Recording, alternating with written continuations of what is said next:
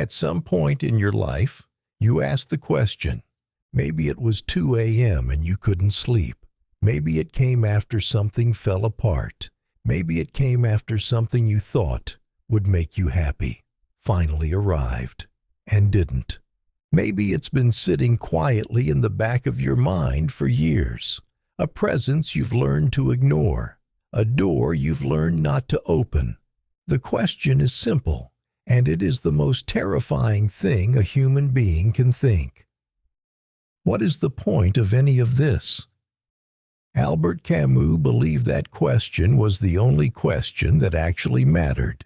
In 1942, he opened a book called The Myth of Sisyphus with these words, "There is but one truly serious philosophical problem, and that is suicide."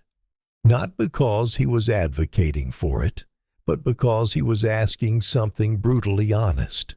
If life has no inherent meaning, if the universe owes us nothing, if everything we build will eventually turn to dust, if everyone we love will eventually be gone, if even the memory of our existence will one day disappear, then why go on? Most people never ask this directly. They feel it. They sense it in the background of their life like static, but they never sit with it long enough to hear what it's actually saying. Camus sat with it for years, and the answer he arrived at changed everything. Here is something modern psychology has confirmed that ancient philosophers could only suspect. Your brain is a meaning-making machine. It cannot stop. It is physically incapable of experiencing raw reality. Everything that enters your senses, every event, every loss, every coincidence, your brain immediately begins building a story around it. Psychologists call this narrative identity. The theory, developed by psychologist Dan McAdams, states that human beings do not experience their lives as a series of disconnected moments.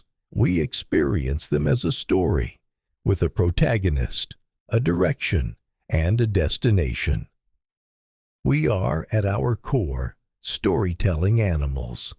And stories need to go somewhere. They need a reason, a point, which is why, when life refuses to provide one, something in us breaks a little.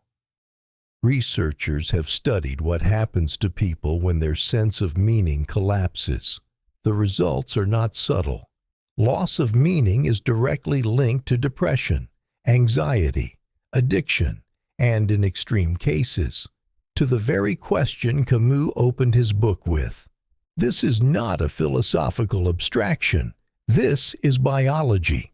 Your nervous system needs a reason to keep going, and when it can't find one, it begins to shut down. The problem is this: the universe did not get the memo. Stars explode without reason. Good people suffer without explanation. Children are born into cruelty they did not choose.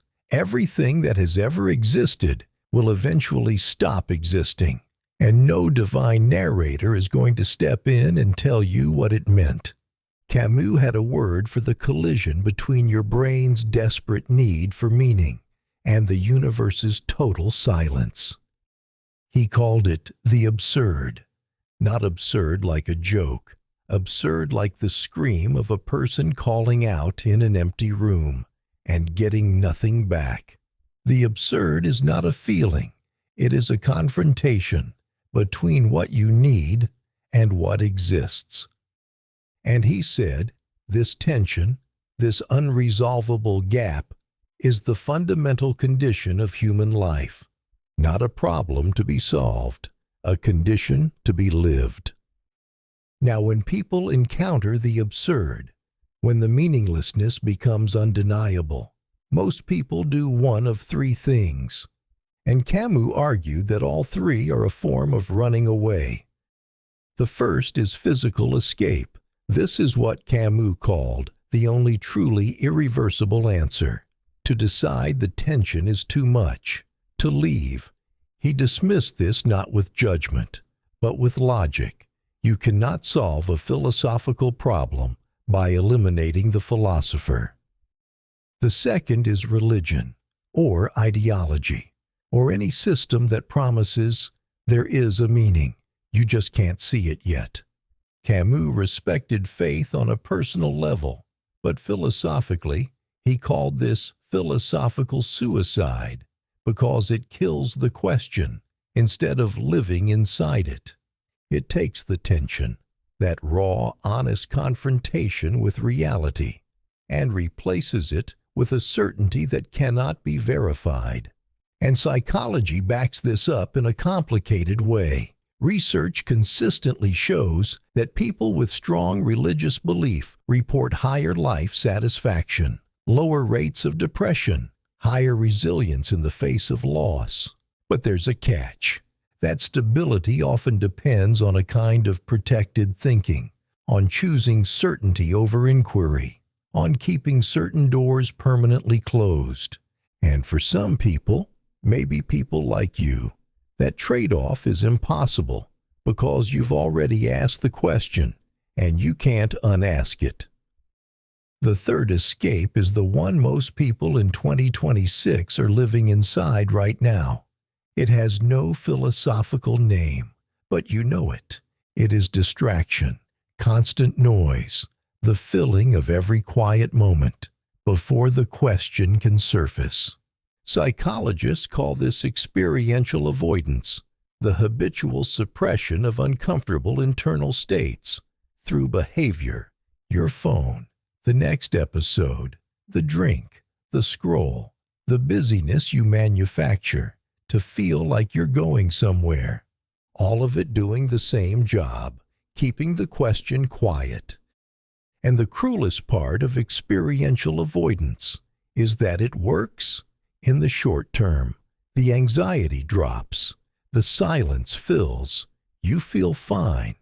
But every time you avoid a feeling, you teach your brain that the feeling is dangerous.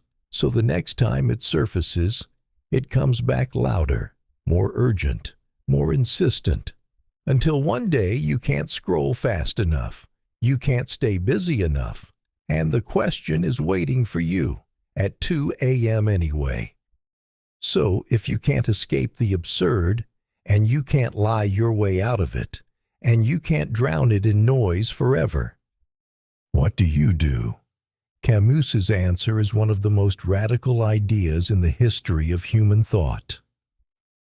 You embrace it, not with resignation, not with bitterness, not with the hollow shrug of someone who has given up, with defiance. He told the story of Sisyphus, a figure from Greek mythology, who had cheated death twice, who had tricked the gods themselves, and who, for his arrogance, was condemned for eternity. His punishment, to push an enormous boulder up a hill, watch it roll back down, and push it up again, forever, no end, no progress, no reward, no audience, no meaning assigned from above, by any measure, the perfect symbol of a meaningless existence. And Camus looked at this image, this ancient symbol of futile suffering, and wrote the sentence that reframed everything. One must imagine Sisyphus happy.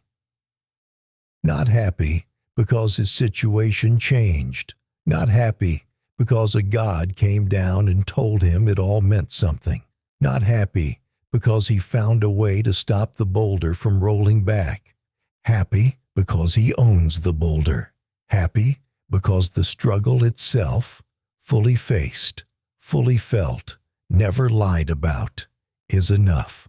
The gods thought they were punishing him. Sisyphus refuses to be punished. He looks at the boulder. He begins the walk back down the hill. And in that walk, in that moment of full awareness before the next push, he is more free than the gods who condemned him. That refusal, that is freedom. Now here's where psychology and Camus converge in a way that should stop you cold. Because modern psychological research, completely independently of Camus, arrived at almost the exact same conclusion: acceptance and commitment therapy, developed by psychologist Stephen Hayes in the 1980s, and now one of the most evidence-based frameworks in clinical psychology, is built on a single foundational insight. Suffering is not caused by pain. Suffering is caused by the fight against pain, the anxiety about anxiety, the fear of meaninglessness, the exhausting, endless attempt to resolve a question that has no resolution. Hayes called this the struggle switch. When the switch is on, every uncomfortable feeling becomes a problem to eliminate. Every moment of doubt becomes a crisis. Every encounter with the absurd becomes an emergency. When the switch is off, the feeling is still there, but it is no longer a threat. It is just a feeling. Hundreds of clinical trials show the same result. When people stop fighting their internal experience and start moving toward what matters to them anyway, they do not just cope better. They flourish. Viktor Frankl adds the final piece. A psychiatrist who survived Auschwitz, who lost his wife, his parents, his brother, all in the camps, who had every reason to conclude that life was worthless, and who instead built an entire school of psychology on the opposite conclusion. He agreed with Camus that the universe provides no meaning, but he disagreed about what that means for us. He said, meaning is not found. It is created, not handed down, not written into the stars, built deliberately, moment by moment, by the choices you make inside your circumstances, even the worst circumstances. He had seen that proven at the absolute extreme. Frankl wrote, "Everything can be taken from a man but one thing, the last of the human freedoms, to choose one's attitude in any given set of circumstances." Camus would say, "The universe is silent." Frankl would add, "So speak." They are not contradicting each other. They are completing each other. Camus gives you the honest diagnosis. Frankl gives you the prescription. And Hayes gives you the clinical proof that it works. So let's go back to the question, the one you asked at 2 a.m. What is the point of any of this?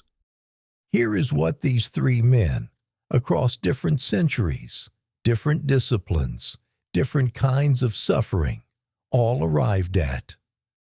The point is not given. The point is made. Not once, not in a single moment of revelation, every day, in the small choices, in what you turn toward, instead of away from. The boulder will always roll back down. The universe will never explain itself to you. The silence is real, and it is permanent. But so is the walk back down the hill. So is the next push. So is the fact that you are still here, asking. The fact that the question matters to you is itself a kind of answer. Only something that cares asks whether anything matters. Camus didn't tell you to be happy despite the absurd. He told you to be happy because of it. Because a life without certainty is also a life without a ceiling. Because when no one has assigned your meaning, no one can take it from you either. You were never waiting for the universe to give you permission. You never needed it. The boulder is yours. The hill is yours. The walk back down, that quiet moment of total awareness before the next push. That is yours too. Imagine yourself happy. Every video is a boulder. Every watch, a push up the hill. Thank you for being here. This is Philosopher.